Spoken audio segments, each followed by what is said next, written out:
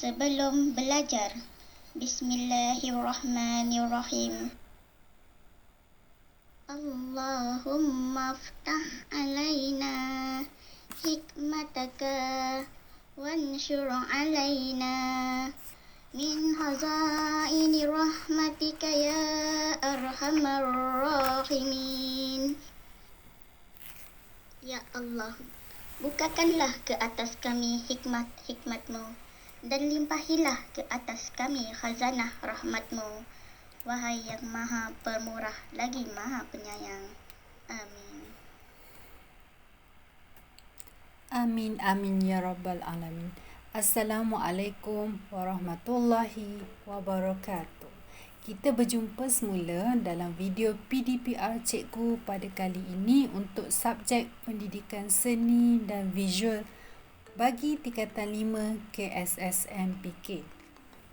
Hari ini hari Rabu 3 hari bulan 2 tahun 2021.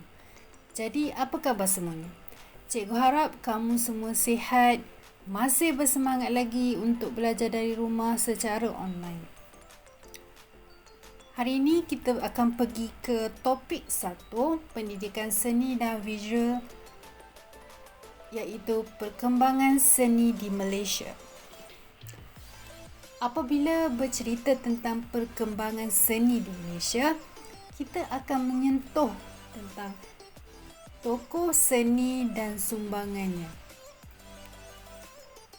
Siapakah tokoh seni atau apakah tokoh seni? Bila bercakap tentang tokoh, ia melibatkan tentang seseorang yang menjadi contoh dalam sesuatu bidang.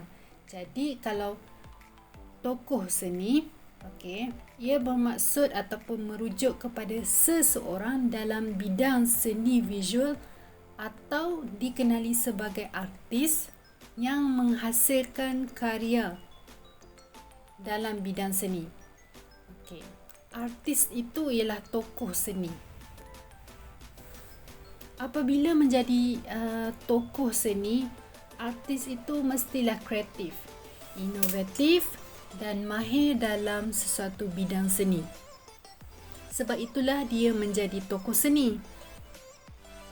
Dan di Malaysia ni, tokoh seni mendapat bermacam-macam penghormatan ataupun pengiktirafan yang diberikan oleh kerajaan Malaysia dalam macam-macam bentuk lah.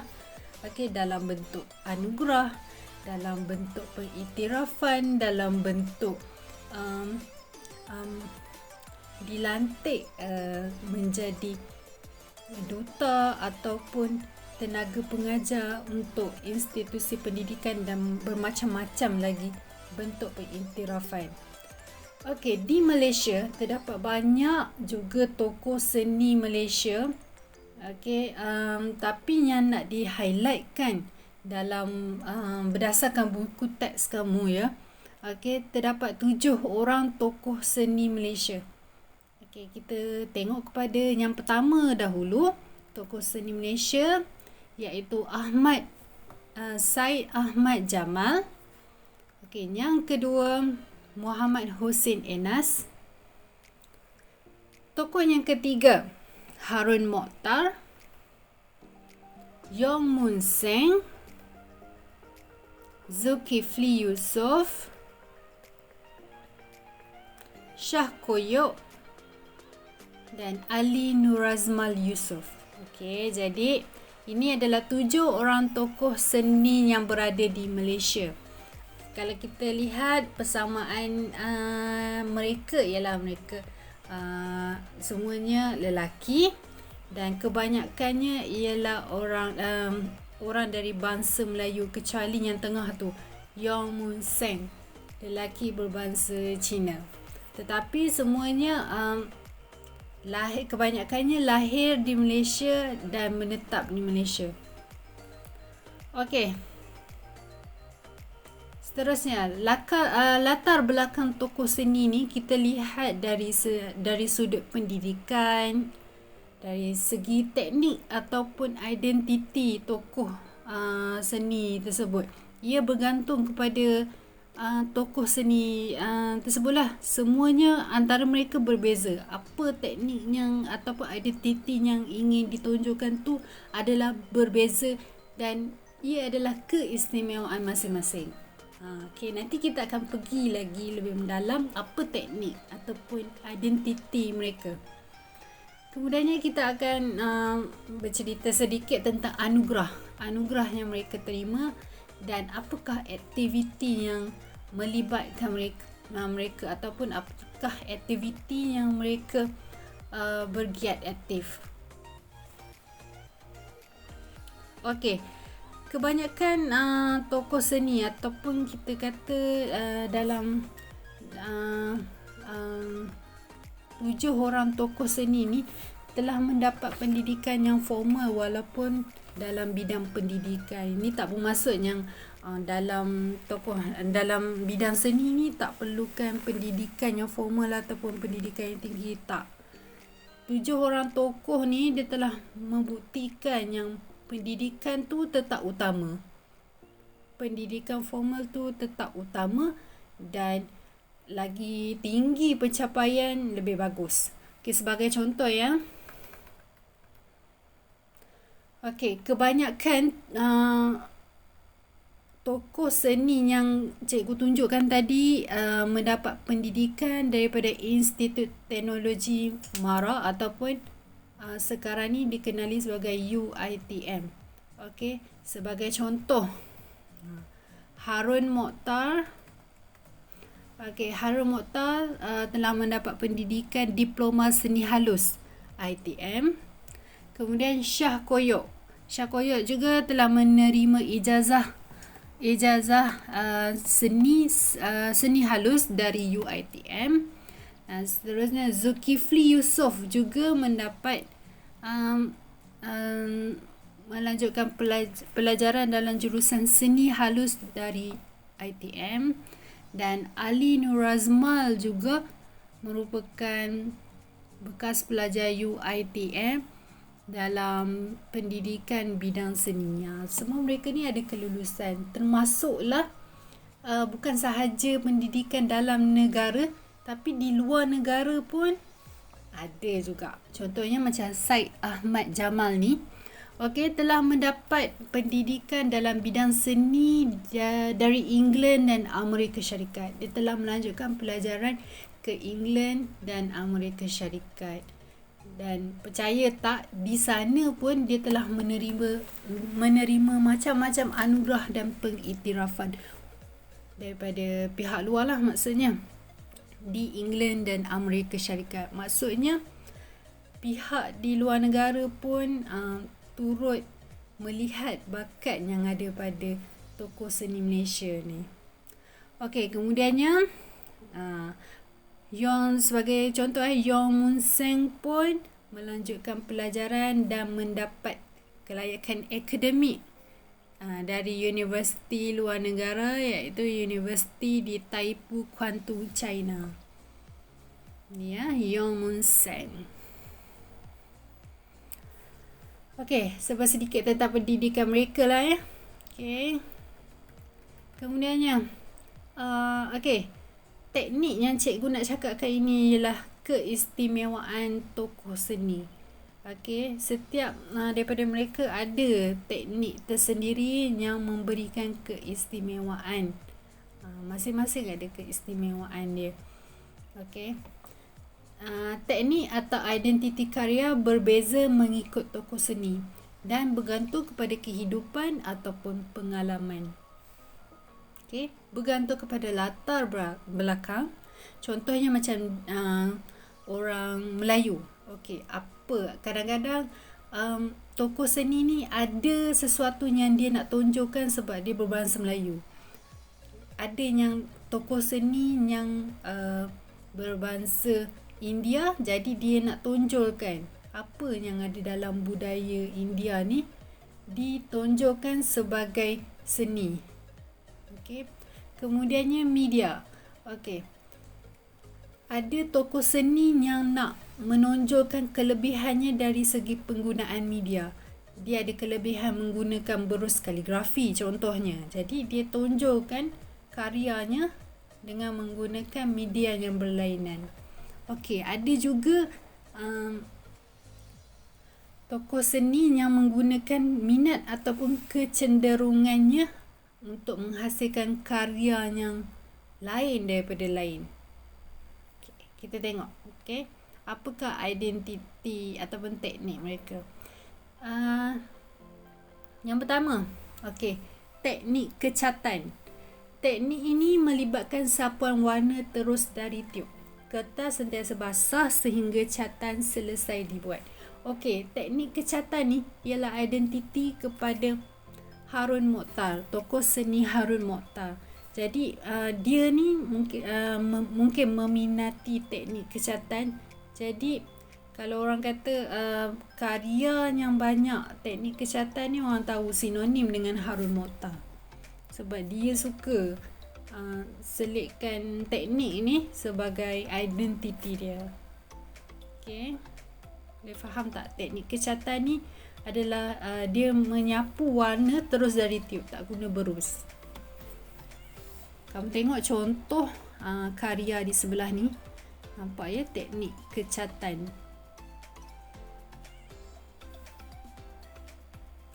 Okey, seterusnya.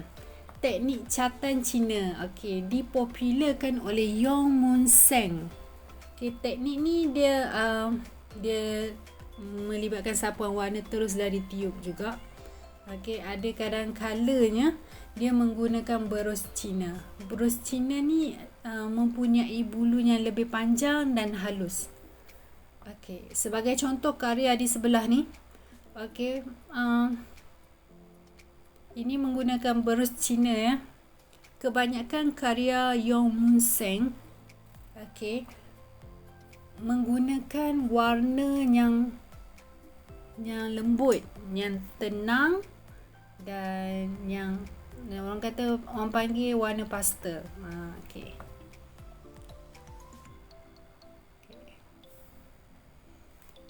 Mungkin disebabkan dia berbangsa Cina, jadi dia nak tunjulkan seni menggunakan berus Cina. Okey, itu adalah identiti bagi Yong Mun Seng. Banyak lagi karya dia yang kamu boleh tengok dia menggunakan berus Cina, dan kita boleh kenal lukisan yang menggunakan berus Cina tu. Dia punya lukisan tu lebih, kalau kamu tengok dekat perincian pokok-pokok ni, dia lebih halus dan lembut. Lagi satu, identiti warna dia, warna yang slow saja. Okay, jadi cikgu tunjuk satu saja karya dia, ada macam-macam lagi karya dia, dan dia punya identiti dia sama. Okey, yang ketiga, karya berkisarkan bahasa masyarakat Melayu. Okey, jadi Muhammad Hussein Enas ni telah mempopularkan karya tentang masyarakat Melayu. Dia nak tunjulkan apa yang ada dalam masyarakat Melayu ni melalui karyanya. Contohnya kalau orang luar tengok gambar ni, okey, dia kata orang ni orang Melayu sebab pakai baju Melayu. Lepas tu duduk atas tikar mengkuang dan mengaji. Okey. Mengaji ni adalah salah satu aktiviti orang Melayu lah. Okey. Orang Islam menimba ilmu dengan mengaji. Yang di sebelah ni pula adalah karya dia yang menunjukkan seorang perempuan yang berpakaian kebaya, pakaian yang sinonim dengan bangsa Melayu. Okey, ini pula teknik catan akrilik. Okey, cat akrilik ni adalah berbeza dengan watercolor. Cat akrilik ni dia mudah kering. Okey, dia boleh dilarutkan dengan air, tetapi setelah ia kering, dia tidak boleh dilunturkan dengan air atau tidak terlap air. Kesan akan memberi kesan berkilau. Okey, selalunya tokoh seni yang bernama Shah Koyok ni lah, dia menggunakan cat akrilik, dan salah satu karya dia yang paling hebat sekali adalah dia menggunakan tikar mengkuang. Okey, dia melukis di atas tikar mengkuang. Okey, untuk pengetahuan kamu, Syah Koyok ni orang asli. Tengok. Okey, penampilan dia. Okey, aksesoris yang dia gunakan tu dia nak tonjolkan yang dia adalah orang asli. Dia nak mengangkat martabat orang asli dengan menonjolkan pakaian dan seni masyarakat tersebut kepada kita, kepada orang luar. Okey, maksudnya dia punya identiti dia dan jati diri sangat tinggi. Okey, inilah salah satu orang kata faedah ataupun tujuan seni untuk memartabatkan sesuatu kaum. Okey, seterusnya arca. Arca ni adalah sejenis seni tampak yang selalunya berbentuk 3D. Kita boleh sentuh dan rasalah. Contoh kalau macam arca ayam. Okey, arca ayam tu bila disentuh rupa dia macam ayam. Okay, kalau arca tu bulat, kamu boleh rasalah yang bulat ataupun sfera, kamu boleh rasa dia memang berbentuk sfera. Okey, tokoh seni yang telah memartabatkan seni arca ialah Zulkifli Yusuf.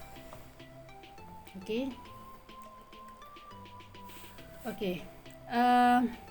Kita pergi kepada anugerah pula. Okey, tokoh-tokoh seni ni banyak mendapat anugerah, contohnya macam anugerah akademik ataupun AAN ni telah diberikan kepada tokoh seni Zulkifli Yusuf. Okey.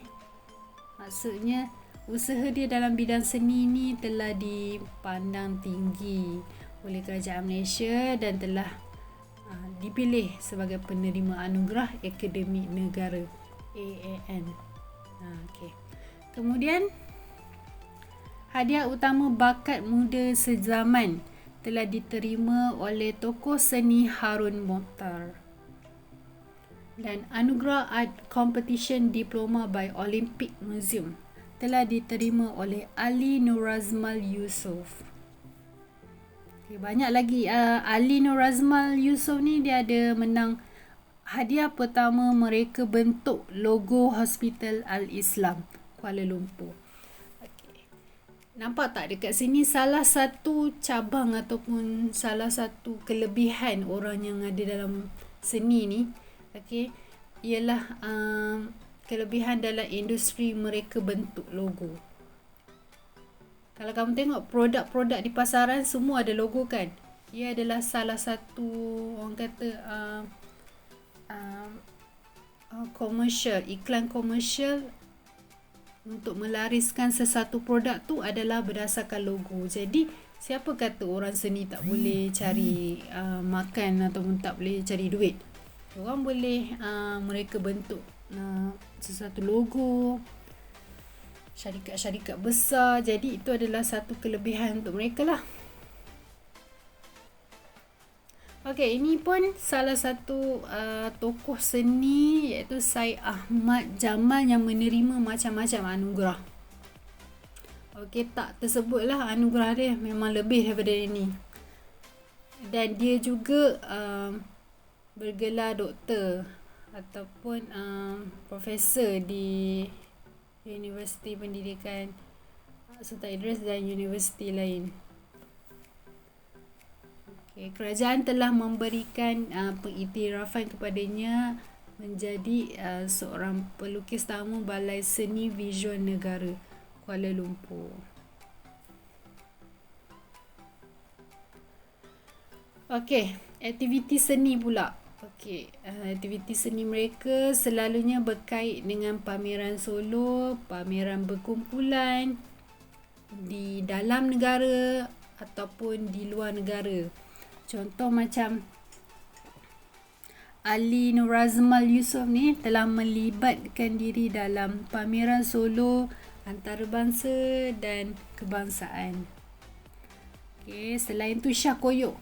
Syah Koyok ni pun dia banyak membuat pameran solo di Australia. Bila cakap pasal pameran solo ni maksudnya dia seorang saja. tak ada gabungan pelukis lain. Dia seorang saja menghasilkan karya-karyanya. Maksudnya karyanya memang banyak lah. Memang banyak dan hebat untuk dipamerkan di Australia, di negara orang. Masyarakat dekat sana lah yang akan pergi tengok pameran dia.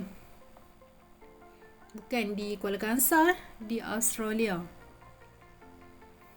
Okey, yang lain pula, contoh macam semua memang ada libatkan diri dalam pameran. Saharul Mokhtar, Muhammad Hossein Anas dan lain-lain lagi. Okey, jadi selain daripada seni lukisan ataupun seni tampak, dekat Malaysia ni ada macam-macam seni budaya lain.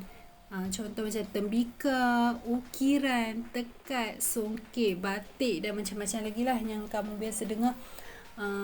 Tembika ada pernah tengok kan tembika. Ukiran semua ni penting tak untuk negara? Okey, sangat penting. Contoh macam tembika, ukiran, tekat, songket, batik ni sangat berkait rapat dengan ekonomi negara. Sebab dalam bidang pelancongan, seni-seni ini adalah elemen penting yang akan dipandang oleh pelancong. Kalau pelancong pergi ke sesuatu tempat pun, dia akan cari kraft tangan untuk dijadikan buah tangan. Okey, bukan pelancong dekat dalam negara, dekat luar negara semua sama. Contoh macam kita pergi ke Terengganu, kita akan cari batik. Batik mahal. Bukannya murah-murah, tak, sebab dia kraft tangan. Hasil buatan tangan. Jadi mana taknya dia menjana ekonomi. Jadi jangan cakap seni ni tak penting ataupun tidak mendatangkan manfaat. Tak. Sebenarnya ia sangat bernilai. Okey. Boleh faham ya? Setakat ni topik 1, perkembangan sejarah seni. Sebelum kita lebih mendalam lagi, kita kena tahu sedikit lah tentang perkembangan seni dalam Malaysia. Dekat luar negara pun ada. Pun hebat juga. Tapi dekat Malaysia ni kamu kena tahulah sebab dia berkait dengan masyarakat kita. Jadi kita bersambung lagi dalam video akan datang. Cikgu harap kamu dapat faham dan hayatilah sejarah perkembangan seni di Malaysia. Okey, sehingga kita berjumpa lagi. Assalamualaikum warahmatullahi wabarakatuh.